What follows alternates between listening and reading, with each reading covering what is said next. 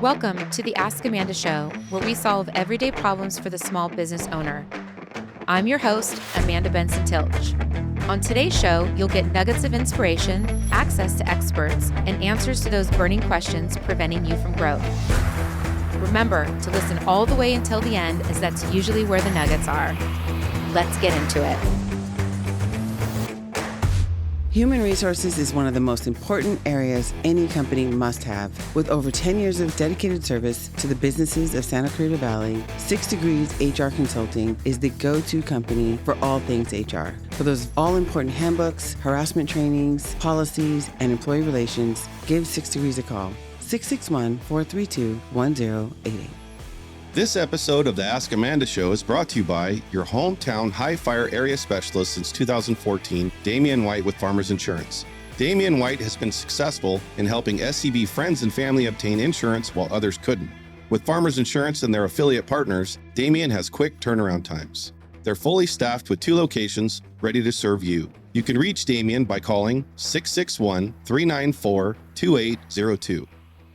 Hi, welcome to another episode of the Ask Amanda Show. I'm very excited today that we're recording because today, 2 years ago, I recorded my very first episode of the Ask Amanda Show. It sure has evolved, and I'm thrilled to have this team working behind the scenes that you don't see. I love the studio, but today, more importantly, I love my guest. Sharlene Johnson, welcome to the Ask Amanda Show. Thank you. Thank you for having me. Yes, thanks for taking the time to be here today. We are going to talk on the topic of mentorship, and there is nobody better that I feel could truly speak to this topic, such as you, because I've known you for so long, and we have developed, I guess, our friendship around this term in our lives. Mm-hmm. And so when I thought I wanted to talk on this topic, you were the first person that flashed in my head. So a little bit about Sharlene, for those of you who don't know her, although I'm pretty sure you all do. Pretty sure everybody in Santa Clarita knows Sharlene. Sharlene is a loving sister, a wife, a mother of 2 young boys in middle school. Not quite? Not quite. Okay. One's in 6th grade and one's in 4th grade. Okay, so here we are. So 2 young boys. And currently, your in-laws just moved in with you. So we have that going on. So that multi-generational living, which we can talk about. You're a real estate agent, and you are a fantastic giver in the volunteer world in our community, and really have such a great leadership, and you're a doer. This is why I connected with you so much, because we just get in and get shit done, and I love us and our energy all the time. But it does speak a lot to who you are. And I wanted to talk to you specifically about this, not just because of the things that we've done around this topic, but mostly because I know that you have done so many things over your young life, and I know that you have had sort of a mentor or a guide along the way in each one. That's what I want to dive in today, because nobody better to speak to the topic than somebody who has lived through the experience, and hopefully sharing that experience will give some other people some ideas on how they can either help or how they can be helped. And that's kind of the purpose of what the Ask Amanda Show is. First, tell me a little bit about your life right now, where you're at right now. I've done a lot of reevaluations, in my life. I've done a lot of assessments. I think that as a mentor and a mentee is so important to have, is being able to look at and reflect upon what you've done in your pathway, where you need to make adjustments in terms of your time allocation or how you handled situations. Yes. Locally, a lot of people have known me because I transitioned from being the membership director over at Henry Mayo and now being in real estate and serving on multiple boards. Right now I'm on the College of the Canyons board still, yes, as well as the senior center, and that one held near and dear to my heart because family. Yep. And seeing the transitions in life and family and wanting to support the organization and what it does for our active seniors and those that they've lost. So they're lucky to have you, by the way, especially because it's so meaningful to you right now. Yeah. And it's so funny because we'll talk a little bit about this, but I used to work at the YMCA, so when I go there, I revisit all those people and I call them my Y people.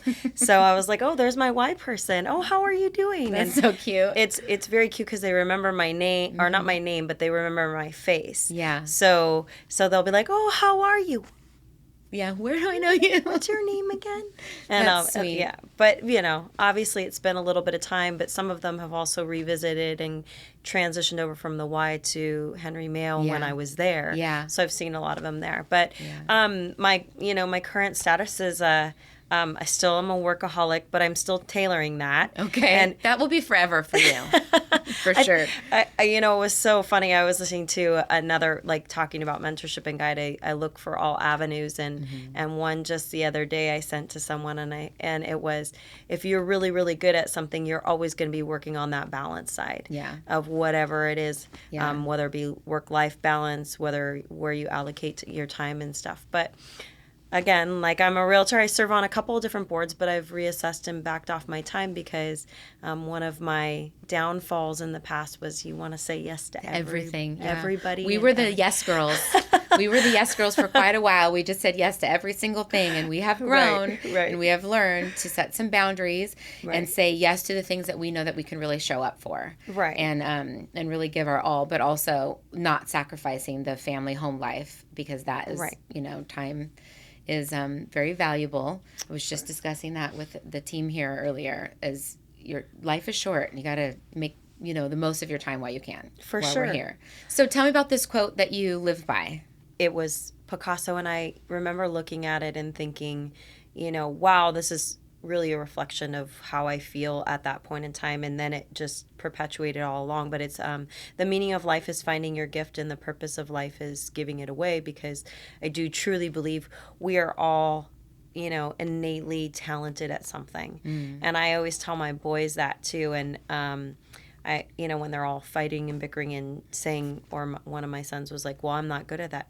Well, then what are you good at? So you really try to emphasize that you are good at something. Your brother's the chatterbox. You're the, very intentional, can be very studious. Us extroverts is a little ADD, Good for you. I think that's cute that you implement it even in their lives, starting it young. Yeah. So speaking of starting young, tell me how old were you? And what were you doing when you first started actively volunteering in the community? Whenever I talk to people in the general population, and I say general population, and I tell my story about Santa Clarita, my involvement started when I was in the pageant. And Miss Santa Clarita, the first year I was in the princesses. And What age was that? 17. And then the following year I ran they divvied it up into communities. So I was Miss Saugus, and then in 2000 I was Miss Santa Clarita. Okay. And through that experience, I just came to this perspective and ideology that what good is a title, or a role or a capacity if it doesn't come along with some type of service? What are you advocating for? What are you standing for? And love that, Sharlene. That's great at such a young age. I just there's no point in winning something and then just walking away, and that it becomes an afterthought and it has a very short shelf life, right? Yeah. But if you can impact people and have it resonate with them, and change the trajectory of their life for them, then that to me is something that's worthwhile. Where did you learn that? Where do you think that came from? Well, both of my parents, I would say, are very savvy is probably the wrong word, but they were very engaged in evolving as an individual and being very reflective.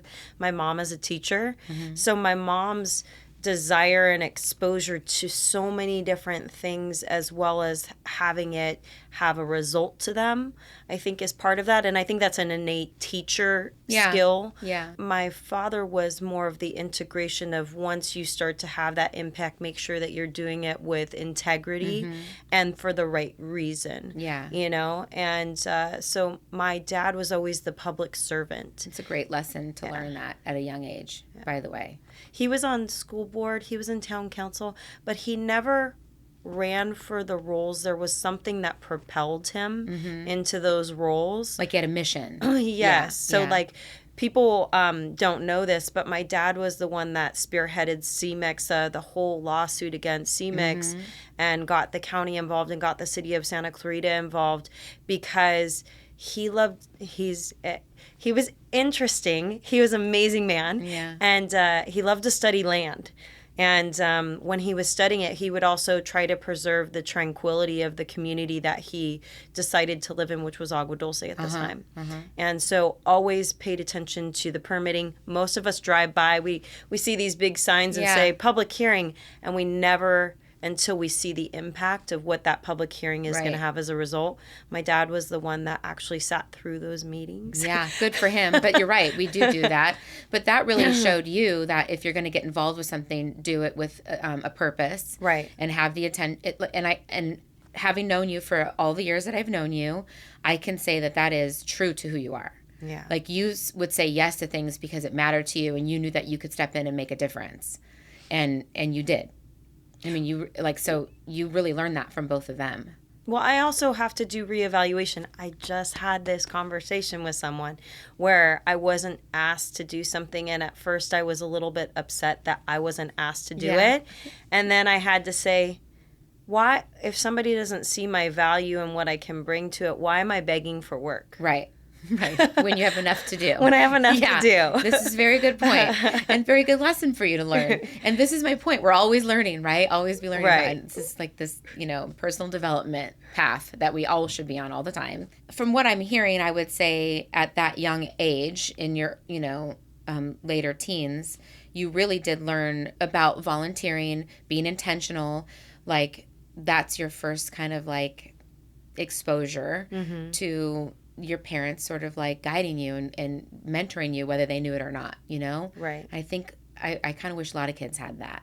I don't know that they do that these days. Those are my first intro, and I said this the other day, your parents are your first loves, but they're also your first mentors. Yeah. They're the ones that kind of set those guidelines. It doesn't mean that you don't evolve as a person and find other people that impact your life and change the trajectory or the direction that you want to go. And it might change your mentality on some of the values or what was proposed to you at a young age, but not massively. Yeah. I think your values a lot are set by your family dynamic. Yeah. My kids are like, 19, 22, and they're very mature for their age.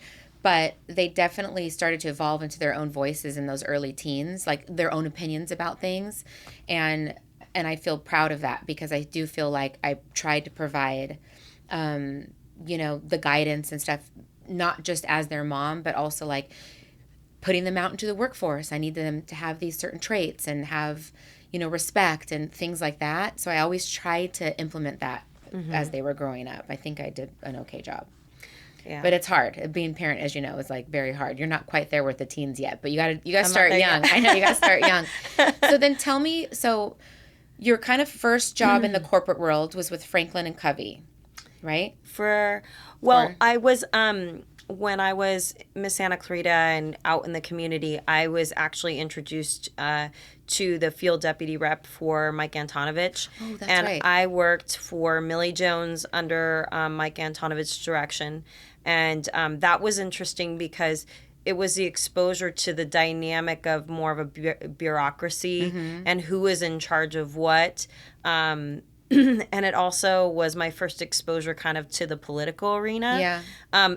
At the time, I didn't understand the political arena because that wasn't my jam and that wasn't what I wanted to go into, even though I seem to like kind of get propelled sometimes into that and not intentionally. But again, having some values that you want to see integrated and, be somebody that is a true advocate for the development and the focal point of development. So when you look at the history of my involvement in the community, you start to see a real prevalent theme of education and development. Yeah. And that's, again, that goes hand in hand with mentorship. Yeah. Along that path, you have different guides. And I left because I was young and dumb. And I wanted to be exposed to other things. I left that job capacity and ended up working in arts and events in the city later on for a short duration of time. I didn't know that. Okay. Yeah. I have this wonderful plethora of stuff. Yeah. But it was great because, again, exposure to other individuals. But while I was in college, or not in college, but post-college, I took on a job working in the financial industry. That's where I met Jenny hand in hand. Oh, okay. Hand in hand within the junior chamber as well as in Telesis. And we did a lot of nonprofit community work. And I think that is one of the places that I can also pinpoint somebody that I felt was a true mentor. I find them in interesting, like, different growth points in my life. Well, that actually, just pause on that for a second, because that is huge. I was listening to Patrick Bet-David this morning, and he talked about that, about mentorship. And if you're like on a, like from a 1 to 10, 10 being great at something and 1 being terrible at something, and like, you know, if you're a 10 at sales and you're a 1 at marketing, you want to find a mentor that can help you with marketing because you're already great at sales. And so I think that was like an eye-opener. That's an obvious thing, but it's an eye-opener. Like, I don't want to attach myself to somebody in a mentoree role that is already all the things that I am. I want to find somebody that, you know, can help me grow to be something better. And so I think along our lives, we will do that. You kind of will outgrow a mentor. Right. And so, like, that's good that you found somebody like Jenny to, like, start you off. Well, in that factor, Jenny and I kind of grew together at that point in time. She introduced me more to the organization, and we both had a branch manager. Our branch manager, his name is John, and John is now back up in Washington. But one of the things that John did was he encouraged her and I to get out there and try new things and do new things and think outside the box. He didn't want to be limited on just doing what was the same all the time. Nice. And so that was something that I was so shocked and surprised. It's like, well, what do you think? And it was kind of the first time that somebody kind of stepped back instead of just doing what I was told to do. I was like, I'm allowed to put something together. Asking you to be involved. You want to know my thoughts? That's awesome, you know? And so he would always encourage us to think outside the box to how to get information out on financial literacy, because you know, in the credit union you're trying to teach people to save, percentage rates and stuff. We got to go into classrooms. Again, you see the education theme. We got to go into classrooms like at Kenyon High School when Pete Getz was still teaching, and we would do for students, we would talk to them about you know, putting together a budget and a P&L, and they were supposed to build their own businesses in this class. So we also talked about percentage rates.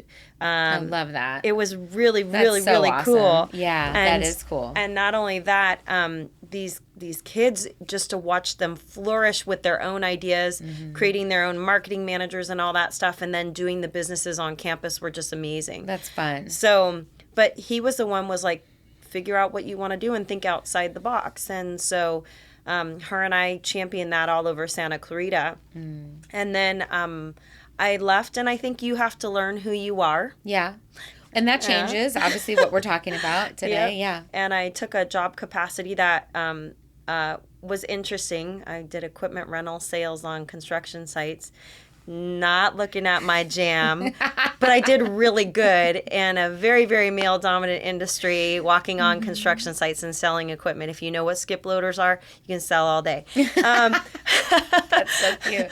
But I was struggling because of the territory and the drive, and that's where I transitioned into Franklin Covey. Okay. From that particular job, and that was more aligned because I had interfaced with Paul Butler a lot with JC's and doing and Jenny was the one that really drove and pulled in Paul to do a lot more trainings with us, and I had a lot of conversations and dialogue with him, and he connected me to a client partner named Dale Bond, and I ended up working for them. So a lot of my premise of the real meat of starting mentorship did go hand in hand with the content that I was exploring, because we would go into companies and find out what was going on with them. Yeah. And where communication, leadership, all those things that would impact your bottom line and your fiscal. And how you can help. And how you can help and resolve that. the biggest challenge for a lot of folks was productivity. Putting into practice these wonderful plans, these strategic plans that you put together, and but executing them. And execution. Yeah. Execution was huge. Execution is still a problem for a lot of people, by the way. They like to talk, and plan, but the execution is always really hard for people. And Amanda and Sharlene are very challenging when we walk into a room and they're like, so what's the agenda? You guys don't have an agenda? You don't have an agenda. All right. Well, then what are we doing here? I have other things to do. If you don't have a plan. And I, today too, when I coach and mentor people, I said, always walk in with a plan, but be comfortable enough to let people alter it. Yes. That's what they're there for. Yeah. Right. I want to just back up a little bit. So Sharlene mentioned the JCs. That's the junior chamber. And in Santa Clarita, it's a big organization here. And you've played a big role with them for a long time. What I like about the junior chamber, which I've never was a part of because I was always too old. I'm still too old that I'm there. No, but I guess they call that seasoned now. Like you're the alumni, or I don't know, whatever they call that. But what I love about the JCs is that they do take young people in the community and really give them guidance and structure and opportunities to plan events. And I just think that's so important. Teach them about the importance of giving back to the community. It's a great place to make connections if you're looking to grow your career. It's a great place for exposure, to be exposed to other people's careers. I mean, I just think it's a great organization. I love that you've been involved the whole time. But so I just want to throw that in there because you mentioned the JCs. Back up for a second. The person that you met at Franklin Covey, I know that he provided a mentorship to you in that time, and then probably helped you launch into the next thing and the next thing. I know that's not the only job that you've had, but I think that's what one of the tips I would say when you're looking for a mentor is try to attach yourself to somebody that is doing something that you aspire to be, and a lot of times. And also, you don't have to be a young person to be looking for a mentor. So I'm 50, and I have a mentor that I'm lucky enough to spend every day with. I mean, we talk every single day, and he has completely changed my life and my thinking, the way I live, the way I budget, the way I spend, the way I earn money, the way I handle certain things. I'm usually in go mode all the time. He's taught me a lot about patience and to slow things down. And so you don't have to be just a young person trying to grab a mentor or look for a mentor. I mean, you could be learning at any age. I think that there's phases in your life, from what I understand, that you have had different mentors for each thing. So kind of that the gentleman that you met during Franklin Covey, how did he help you kind of get to that next phase? Like what would be one of those things that you could give advice on when you knew you were looking to kind of grow? His name is Dale Bond, and Dale was the first person that I ever really saw outside of my own father. Massively really reflect on the necessity for integrity. He told me he would not walk into a room, and everybody always wanted 7 Habits of Highly Effective People to be their training, and it was expensive training.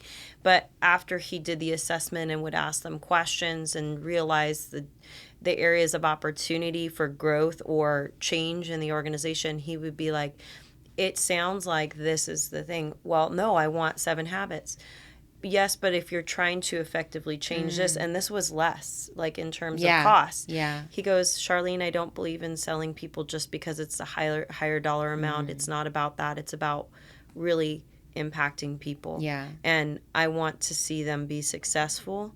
And that really resonated with me. So that was kind of like my number one thought process in any sales role or capacity, because my whole entire life, for most of my background, is sales and marketing. So you kept that lesson from him the whole time, carried on. That's awesome. And he also exposed me to, I love when people share not only literary works, but individuals that have impacted them. And one of the books that he had recommended, and he also had shared a video of some of the content from Franklin Covey, and it had John Wooden in it. Oh, love him, yeah. And John Wooden, I read the Game Plan for Life, and that is when I started to hear the term mentorship, because he talked about different individuals at different phases of his life, like his Mother Teresa, Kareem Abdul-Jabbar, what they did for him in terms of establishing his moral code and value system, and also being a reflective individual and recognizing areas of opportunity for growth in himself. Yeah. And so I really, really love that book. What an impact. That's awesome. And so that he just introduced me to those kind of like ideologies and thought processes, and those who, projected them. And when I left Franklin Covey, it was during kind of that economic downturn. They had decreased all their inside sales folks because of the real estate industry took a huge crash. Yeah. And so it impacted everyone fiscally. I had to sit back and go, who am I, and what do I want to do and where I want to go? And I had an individual reach out to me and say, hey, what are you doing? We have a job at the YMCA. And I heard I had gotten my personal training certification at the time, because again, it goes back to that coaching mentality of, I loved unleashing potential in other people, because I really appreciated when somebody took the time to do that for me. Yeah. And that was the next phase of my life where I had a huge change and shift in mentality in terms of reflection. The YMCA taught me to be patient with individuals, take the time to ask questions, listen, but also recognize my deficiencies and reactive personality, because there was an individual that I clashed massively with, and the executive director at the time, I walked into her office and I said, I guess I'm just not emotionally intelligent enough to have a conversation with this person, so I need to have you help facilitate it. And she's just chuckled, and she's like, okay. So she's like, what's happening? So she let me tell my story.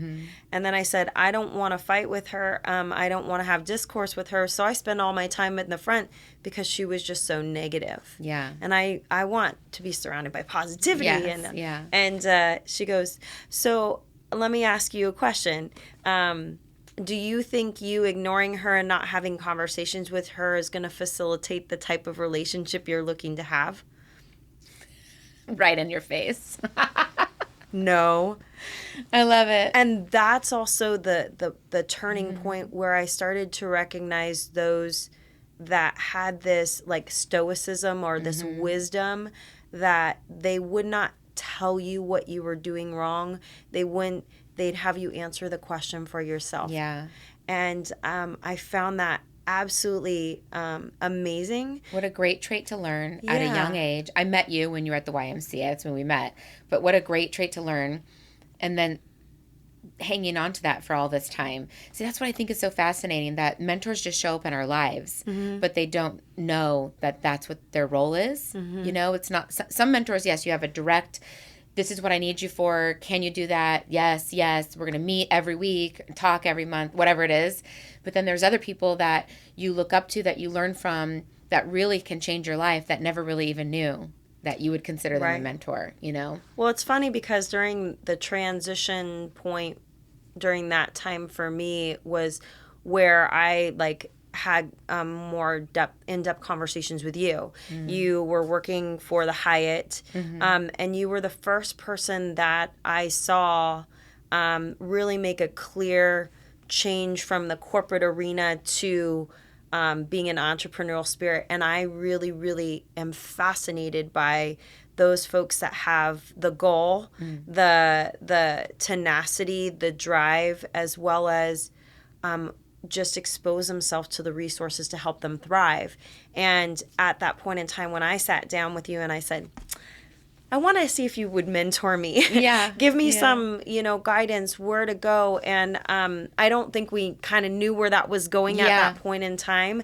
But I think first of all, I had never been asked such an honorable thing. I was like, what does that mean? What do you need? What do you want? Like, of course I would help you. I would do whatever, but I'd never been asked that. Mm-hmm. And so it did make me think about how can I serve? How can I be of service? Like how can I help her achieve the goals that she wants to have? Mm-hmm. And this is my point of like trying to sit down and have a direct conversation with somebody about, okay, I would like for you to mentor me because this is what I need help with. I have since been asked that quite a few times, and every time it's been for a different reason. Mm-hmm. And I think that's makes me feel good, but also that I've done something different along the time of my life where each person has come to me, has asked me, oh, well, I've seen you do this. Now, can you teach me how? Mm-hmm. I think that's what you were looking for at that time. I was, and I knew at some point in time in the back of my mind, I didn't know what I was asking for. I just felt that you had the strength, the knowledge, the capacity to provide that. But now in reflection back, when you reflect back, it was because I admired your ability to, they say, do things that are uncomfortable because at some point they will become comfortable. But because you don't know, you have the unknown of what's going to happen. A lot of people don't have forward motion or make progress because they're worried about the outcome as opposed to just, we learn by tripping and falling and making mistakes. And I just was so fascinated by your ability and drive to be independent. And it was because I wanted to be on my own and do more of an entrepreneurial role. Yeah. And I didn't know what that looked like or what that was, but I felt you had all of the, you were demonstrating not only the behaviors, but also the strength to do it. Yeah. And you were already making such great strides, and I was enamored with that. So yeah, no, it's good. I think a word that people don't think about a lot in that world of entrepreneur, like, is the risk factor. Right. Like, I just was willing. Like, I had 2 kids. I had to make something happen. I needed change.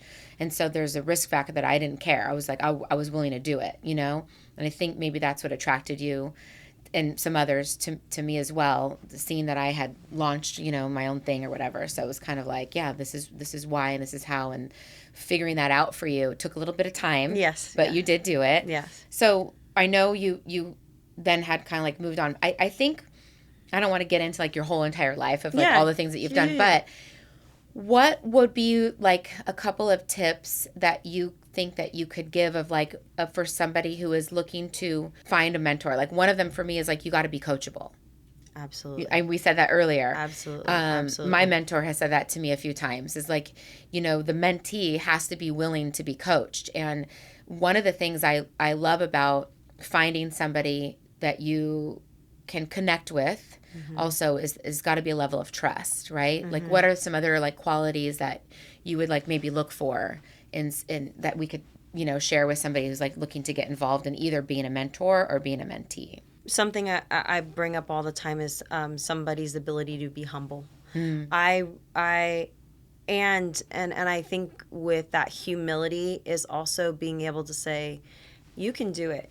Watch, I made this mistake, but if I didn't make those, I wouldn't be here. And in addition, even myself, we all have moments of weakness because we're all human. We have things that are going on in our lives, and we have missteps in which we might handle a situation poorly. But if you can come back and revisit it and say, you know what, you didn't deserve to be spoken to that way, or if you can come into a room and say, you know what, I said this and that was unfair to that individual. It is amazing when people feel your authenticity and how genuine you are to rectify a situation, because we can all be wrong at some point in time. Yeah. I think being humble is a big key factor. That is good. The other thing is that I also look for individuals, and I see this very prominently, where they don't always have to be the face for everything. They're okay with doing it from behind the scenes and giving people glory, because sometimes people need that to get that confidence that somebody else already has. Yeah. You The know? experience too. I think that is definitely a key that you want to look for. Sharlene and I served on the College of the Canyons board together, the foundation, and I know you're still there. And we were part of the alumni program. We took kind of that on, I guess, at the time. And we had started to develop a mentorship program for students. Right. And one of the things that I loved about us just creating that in the development stages is the time that we got to spend together, obviously, because Sharlene is incredibly smart, in case you haven't noticed. But she has a way of bringing out things in you that you're not sure how to say right or put down or map out. And to me, that's a great trait, to look for somebody that can help you develop something. So as we were developing this mentorship program, I think you and I together were doing that for each other. Oh, for sure. Wouldn't you say? Yeah. Because I got to see how you work, you got to see how I work, and we had served in leadership roles in other, nonprofits. And this was the first time that you and I got to really collaborate and work together. And I'm thankful for that time. I'm proud of what we've done there. And I think we took a little bit. So like some of that stuff that we developed in that program, I now use managing my team today. That's why I'm kind of proud of it. So like there's always something to be like learned. There's always something that you can share. I think that's also a great trait of something to look for when you're trying to team up with somebody. In terms of career growth, like I'm talking to a young man right now, he's 22, and he's just starting real estate. And I love the excitement that he has. And so I find myself slowing him down, which nobody ever did to me. I was in go mode all the time. Not until now am I being kind of slowed down.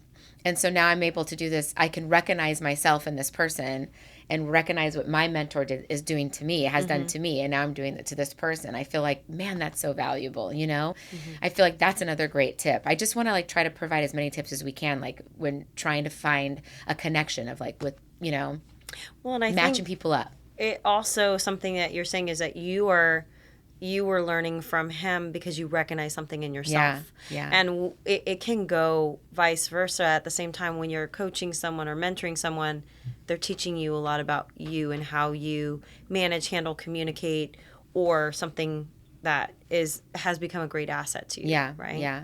Are you currently mentoring anybody right now? Not directly. What I have done, I'm still involved in JCs, but I took a step back. Yep. And the reason why is I feel that, or I've seen, I'm a feeler. I know. But I've seen a lot of the lack of succession in not only the nonprofit arena, but corporate arena. And I wanted to make a clear delineation of bringing up the next crew and the next crew. So I do coaching behind the scenes. So I'll help out with events. Nice. If they need templates or if they need a draft, a project management guide that outlines everything that's going to go on in a project. I just am in contact with another young lady who's newer to the JCs, and we're talking about a couple of different events to help fund her theater organization. Nice. Yeah. And I love the enthusiasm in it, but now we got to put it on paper, and now we have to put execution timelines on it. And so it's fun to take that energy she has and try to... And the experience you have. Right. Yeah. And try to put that on paper, but then put it out. And I think that's the most fun, is when you can take a team of people and step back and go, wow, look at what we all did and what we all built. And look what's happening now because of it. And then you push, because it was her idea, you push her at the very forefront so people get to know her, what she stands for, who she is. And it makes it, this was my idea, and it's so nice to people recognize that, Which is what somebody did for you. Right. Absolutely. Which is how we started this conversation. Yep. See, I think that's so great. It comes full circle. It does. Well, if somebody wanted to connect with you, because I know that you're very open, how can they connect with you? What's the best way to get a hold of you? They can reach me on my cell phone. You can call me 661-713-7365. I might even sing it to you. She does have a great singing voice, by the way. Or you can go to my website, sjpartners.co. All my communication is on there, my email address, and because I am in real estate, so it's not hard to find me. Yes. And And you could type in my name and you probably find half of my information anyways, because my kids told me, it was really funny. They're like, Mom, you're like a celebrity. And I was like, what? And they're like, I Googled you and you're like everywhere. And I was like, no, that means I'm a nosy hole. That's what I said. That's so cute. Oh my gosh. Well, Sharlene, thank you so much for being here today. I truly value our time together as always. And I am thankful that you got to share a little bit about your experience in this world. I hope that you guys had some great takeaways. And I want to encourage you, if you are not already mentoring somebody, I really want to encourage you to reach out to somebody and, just give them a hand. A hand up is always super helpful for people. And you can learn from two people who have done it with each other. To me, being able to connect with somebody and teach what you know, teach them what you know, that is invaluable. So that's what I want to encourage you guys to do today. Thank you for watching another episode of the Ask Amanda Show. I'll see you next time. Thank you for listening to this episode of the Ask Amanda Show. If you'd like more information on today's guest, be sure to see the show notes, or you can visit my website at askamandaconsulting.com. I'd love to hear what you thought about today's show. Please leave a comment if you're watching on YouTube, or you can rate the show if you're listening on iTunes. Thanks again for tuning in.